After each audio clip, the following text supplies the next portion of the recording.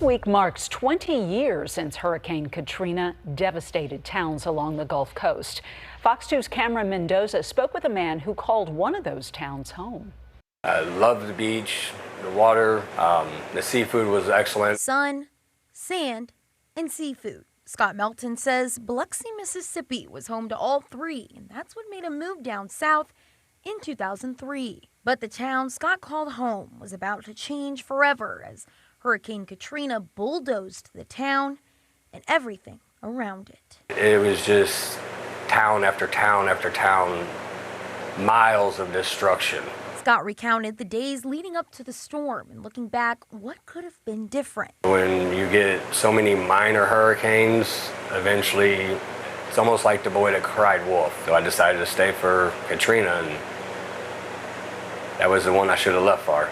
At least 28-foot storm surge coming miles into the town. I opened my front door. There was no ground, no sidewalk, no road. It looked like I was in the middle of a lake. It was already that high with the water. Scott and his friends trying to escape the water in the attic and eventually on the roof of their house. Once the water receded, a shell of a town was left behind. Yeah, pretty much as soon as, you were left with nothing, you kind of want to go back to where you're from, start over. And that's what he did. While he has visited Biloxi many times after the storm, he can't help but feel the impact on the Gulf Coast that lasts a lifetime. Because whether it was Alabama, Mississippi, Louisiana, probably one of the worst days in my life and scariest.